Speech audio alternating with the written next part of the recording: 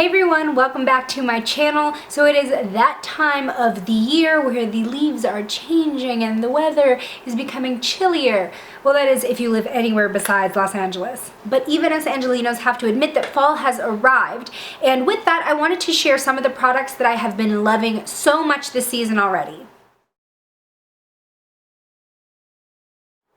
I've got quite a few, so I just want to jump right into it with the first one, which is the Pixi Natural Contour Powder. Now, if you follow me on my blog, you have probably already seen this in a blog post that I did about their entire new fall line, but this honestly takes the cake, probably as my favorite Pixi product to date. So this natural contour powder is like my match made in heaven in terms of a contour shade that looks natural, it's cool, it's matte, it's perfect for really defining the face. And I'm wearing it today and you can see that it just gives a really nice natural looking definition without being too harsh, but you can definitely build this up if you want that Kim K type of look. It's very soft and it blends so easily, which is so important for contour because you don't want there to be like a line right there under your cheek. So I've been wearing this pretty exclusively ever since I got it in the mail. Next up, you've seen this foundation in some of my tutorials, and that is the CoverGirl Stay Luminous Foundation. Recently on my blog, I named this one of the 4 best drugstore foundations, and it takes a lot for a foundation to earn that title in my book. One of the things that I love the most is that while it feels light on the skin, you are getting medium to full coverage that's buildable, and it gives you a glow without being dewy, which is so important for me, especially because I have combo skin and I tend to get oily in my T-zone. This gives you that natural skin finish with a bit of luminescence without looking sweaty or greasy throughout the day if you do tend to have oily spots like I do. I go to work in the morning, I go to school at night, and by the end of the day, this still looks really good on my skin. Next up, I have 2 new discoveries from Sephora that have been just blowing my mind lately. One of them you saw in my last brow video, and that is the Sephora Retractable Brow Pencil, which is waterproof. I have the shade Soft Charcoal and I have it through my brows now. This is just like the perfect brow pencil in my book. First of all, Soft Charcoal is my perfect shade.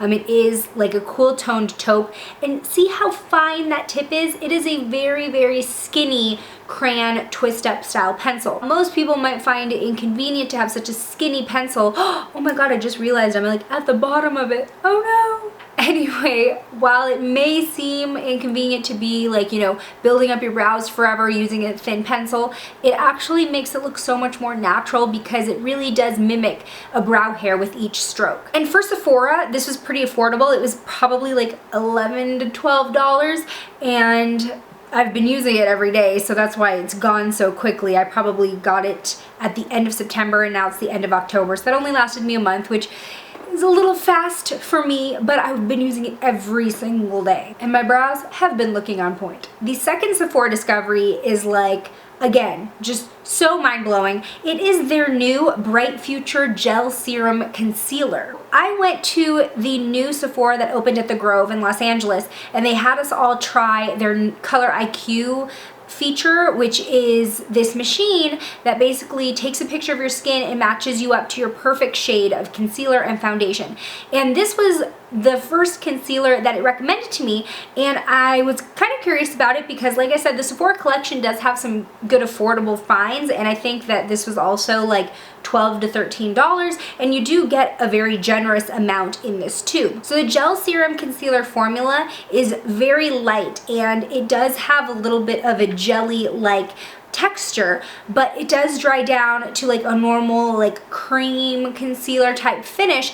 And to be completely honest, for something that's so light, you get a lot of damn coverage with this. So I've been using this both under my eyes and on top of my blemishes, and it has crazy good coverage. I can not have any foundation on, I could just use this and I'm totally fine to go out and I feel like I have a really good even skin tone. And for something with medium to full buildable coverage, I honestly don't even feel like I'm wearing makeup when I have this on, which is really nice for layering if I do end up pairing it with a foundation because I don't end up with that cakey, like over applied look. So I definitely suggest this if you've been looking for a concealer but you can't find one that both feels good on your skin and gives you the coverage you need. Next up, we have a drugstore eyeliner that I have been using every single day for tight lining, and that is the NYC HD Automatic Liner. So this is your typical twist up crayon style eyeliner, and you do have a little smudger on the end.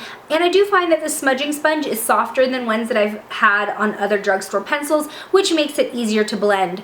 But I still don't really use it that much because I'm mostly using this for tight lining, because it goes onto the waterline really easily without much pressure. You get a nice black line in there, and it stays all day without transferring or smudging or just disappearing out of the waterline. This is definitely a drugstore gem. I believe it's only like $3 or $2, and it definitely outbeats some of my more high-end liners that I've tried tight lining with, that you have to like go over and over and over again and your eyes are getting watery, but definitely a great waterproof formula. One thing I had to mention to you guys, because it has literally been on my desk for 2 months, is the Toasted Vanilla Bakery Body Lotion, and this is the ULTA Fall Collection type brand. This is like the epitome of fall and winter baked goods.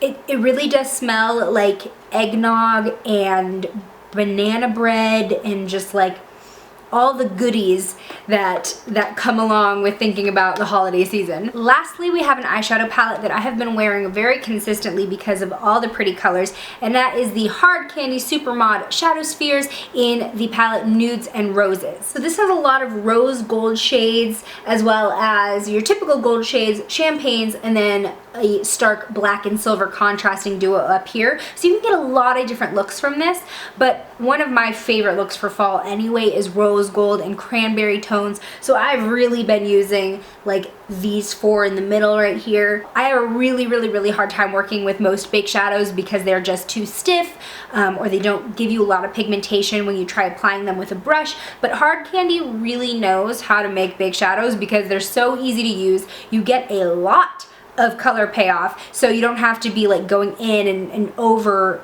the same color over and over again to get like the look you actually want. And again, Hard Candy is such an affordable brand, and I'm so glad that more drugstore brands are putting out full eyeshadow palettes like this instead of just quads or trios, because there's just so many more possibilities with things like this. So those are my fall favorites. These are the products that I've been using very consistently, either every day or at least like 4 times a week within my normal routine. Let me know which new releases you've been loving from either the drugstore or Sephora in the comments below. I love discovering new products from you guys. I have definitely been convinced to buy a lot of stuff from you guys. So my bank account, maybe not so much of a fan, but I am. If you like favorites videos, hit that thumbs up. I know I don't do them monthly anymore because that was just getting too repetitive. So I'm hoping that you guys like these seasonal ones like I do, because I definitely have a chance to try things a little bit more in depth and discover what is becoming habitual for me to use in my routine. So I think they're a little bit more of a good reflection of what are really my favorites. Don't forget to hit that subscribe button before you go, and I will see you in my next one. Don't forget, turn the clocks back 1 hour tomorrow.